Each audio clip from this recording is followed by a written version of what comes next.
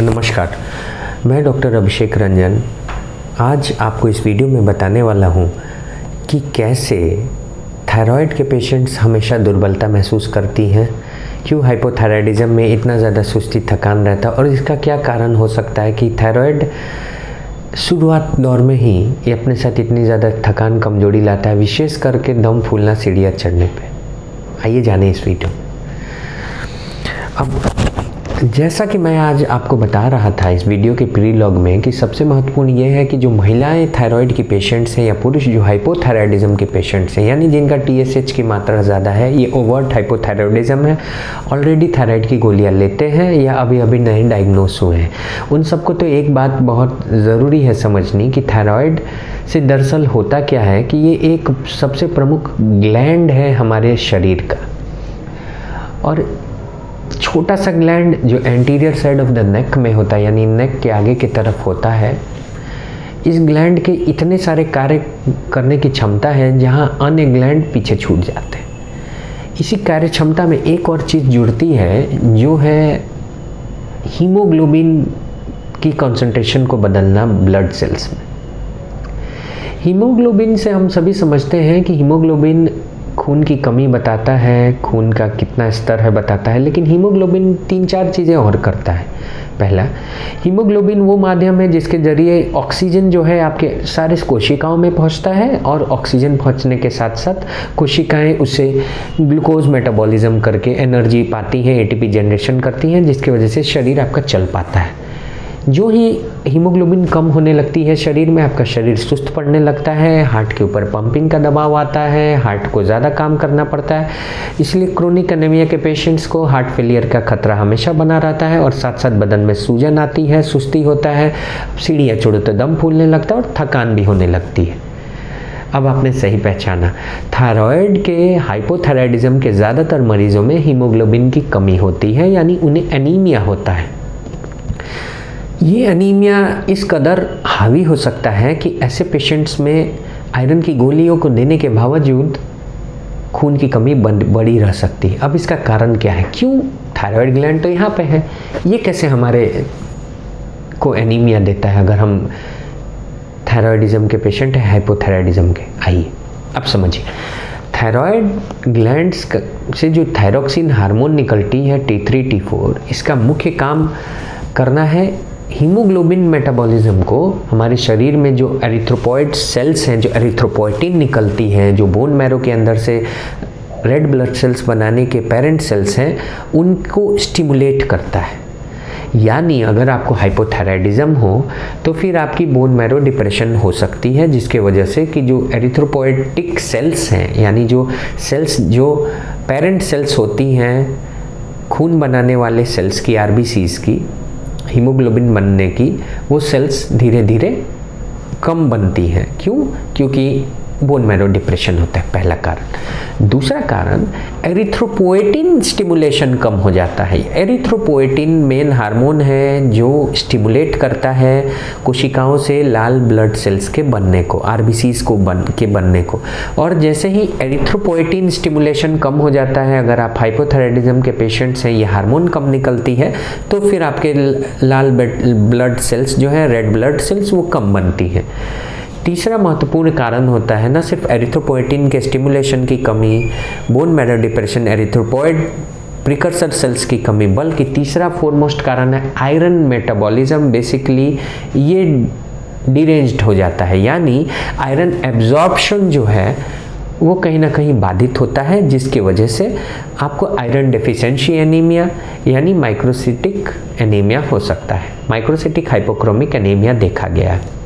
इन सब के बावजूद B12 की कमी, बेसिकली जो आंत है उसके अंदर से B12 के एब्जॉर्प्शन की कमी एक बड़ा कारण बनती है मैक्रोसिटिक एनीमिया के तौर पे, जिसका फलसफा ये होता है कि पेशेंट्स को कहीं ना कहीं vitamin B12 deficiency anaemia, pernicious anaemia तक हो सकती है। यानी हाइपोथायराइडिज्म थायराइड के पेशेंट्स में खून के कमी के ये बहुत बड़े बड़े कारण हैं, जिस तक आज तक आपको जागरूकता इनके सम्मुख नहीं थी। Bone marrow depression, erythropoietin stimulation में कमी, आयरन एब्जॉर्प्शन में बाधित होने के चलते आयरन एब्जॉर्प्शन का सुस्त हो जाना, ना हो पाना, विटामिन B12 की कमी जिससे आपको मेगालोब्लास्टिक एनीमिया होता है। इसके साथ साथ होता क्या है, जो ही आपको हाइपोथायराइडिज्म होती है आपका प्लाज्मा वॉल्यूम डिक्रीज होता है, जिसकी वजह से आपकी एरिथ्रोसाइट की मास जो है वो कम हो जाती है और ये नॉर्मल किसी ब्लड के इंडिसेज में डिटेक्ट भी नहीं हो पाता, जिसकी वजह से आपको एनीमिया बना रह सकता है। कई बार ऐसा देखा गया है कि पेशेंट्स को एक एनीमिया होने का कारण मेनोरेजिया भी है, स्पेशली जो फीमेल रिप्रोडक्टिव एज की पेशेंट्स हैं जिनको पीरियड्स आते हैं, उनमें पीरियड्स काफ़ी बार हैवी फ्लो के साथ आता है और कई दिनों तक रहता है, इरेगुलर होता है अगर वो थायराइड से ग्रसित हैं तो। ये भी एक बड़ा कारण होता है ब्लड लॉस के ज़रिए एनीमिया करने का फीमेल पेशेंट्स में, अगर उनको थायराइड है। तो थायराइड के पेशेंट्स को इस बात का समझ और जागरूकता अब आनी चाहिए इस वीडियो को देखने के बाद कि अगर आपको थायराइड है, आपको सीढ़ियाँ चढ़ने पे दम फूलता है, आपके बदन में सूजन है, पैर फूल रहे हैं, तो न सिर्फ ये थायराइड के चलते हैं बल्कि थायराइड के असर से हो रहे खून की कमी के वजह से भी है। और इस खून की कमी को दूर करने के लिए ऐसा नहीं है कि केवल आप आयरन की गोली खाएंगे तो ये खून की कमी दूर हो जाएगी। सबसे पहले तो आपको थायराइड का प्रकार पहचानना होगा। क्या आपको हाशिमोटो थायराइडाइटिस है, यानी ऑटो इम्यून थायराइड डिजीज़? अगर ऑटो इम्यून थायराइड डिजीज़ है तो फिर आपको मिक्स्ड एनीमिया के प्रकार हो सकता है, यानी आपको पर्नीशियस एनीमिया और साथ साथ iron deficiency microcytic hypochromic anaemia भी हो सकती है, मेगालोब्लास्टिक एनीमिया भी हो सकती है। अगर आपको ओवर्ट हाइपोथायराइडिज्म है जो कि ऑटो इम्यून डिजीज़ नहीं होता, बस हाइपोथायराइडिज्म है, तो फिर हो सकता है कि आपको आयरन डेफिशिएंसी एनीमिया हो। अब किस प्रकार की एनीमिया है, क्या उसका कारण है, क्या थायराइड ग्लैंड के ऊपर जो असर पड़ रहा है उसको कम करने से एनीमिया कम हो जा रही है, करेक्ट हो जा रही है, वो देखना होगा। ब्लड के इंडिसेस जो हैं MCHC, MCV, अलग अलग ब्लड के indices, serum ferritin, total iron binding capacity, इन सारे को स्टडी करके एरिथ्रोपोएटिन कितना है, इन सारी चीज़ों को स्टडी करके ही जाना जा सकेगा कि एग्जैक्ट कारण क्या है हाइपोथायराइडिज्म में आयरन के कमी होने के वजह का, और मोस्ट इम्पॉर्टेंटली हीमोग्लोबिन के कम होने का वजह क्या है, एनीमिया का वजह क्या है अगर आप हाइपोथायराइडिज्म से महिला हैं, पुरुष हैं, पीड़ित हैं तो। इसीलिए अगर आपको थायराइड है तो इस बाबत अब जागरूक हो जाइए इस वीडियो को जानने और देखने के बाद कि आपको स्पेशल तरह की एनीमिया है। ये केवल आयरन डेफिशिएंसी एनीमिया नहीं होती, ये एनीमिया का कारण आपके थायराइड ग्लैंड के डिसऑर्डर में छुपा है। जान जाएंगे, जड़ से इलाज करेंगे तो फिर आपको एनीमिया ही नहीं होगी, आपका दम फूलना कम हो जा, कमजोरी, थकान, जो सुस्ती है वो भी थायराइड के पेशेंट है तो बहुत कम हो जाएगी।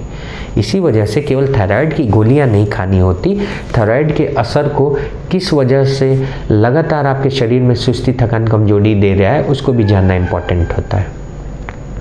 तो आज की इस जागरूकता वीडियो में इतना ही। मैं बताता चलूँ कि ये जो वीडियोस होती हैं ये साइंटिफिक एविडेंस बेस्ड वीडियोस हैं और इनका पर्पस होता है कि स्वास्थ्य क्रांति के इस मुहिम के तहत आप सभी को हम जागरूक कर पाएँ, आप सभी को हम इतना सक्षम बना पाएँ कि आप लक्षणों के पीछे झांक कर देख सकिए। सारे लोग मेडिकल टर्म्स को नहीं जानते, लेकिन कुछ 20 या 40% भी अगर आप बीमारियों के जड़ तक पहुंचना समझ गए, सही सवाल पूछना समझ गए खुद से, अपने चिकित्सक से, तो फिर आप बीमारियों का समूल जड़ पहचान कर उसका जड़ तक प्रहार करके उसे नष्ट कर पाएंगे, इलाज कर पाएंगे।